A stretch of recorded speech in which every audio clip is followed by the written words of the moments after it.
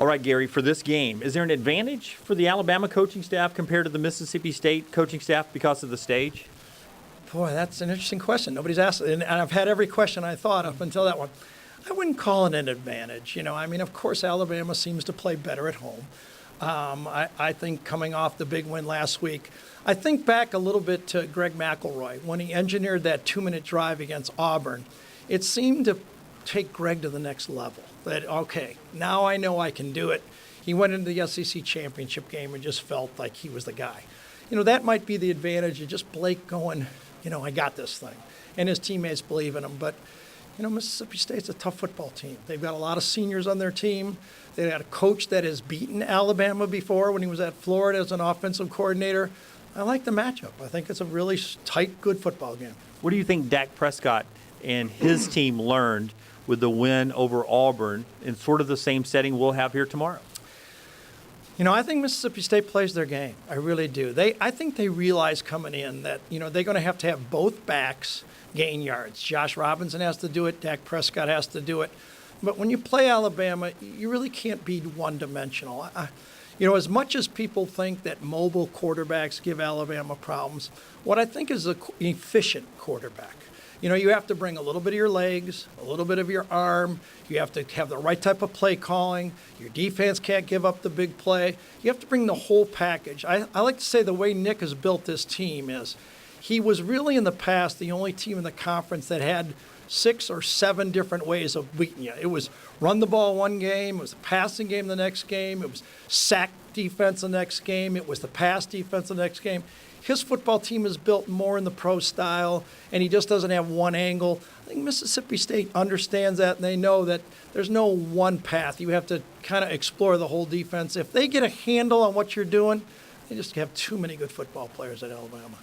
If Josh Robinson and Dak are running the football a little bit, how much pressure does that put on the Alabama defensive backs and the backside and those Mississippi State receivers? They're big and tall. It's the whole football game here. They'll throw it to about 10 different guys. And, if Alabama's front 6, they're 4 defensive linemen, or if they use 3 and 3 linebackers, what it is, they're going to keep 6 guys in that box.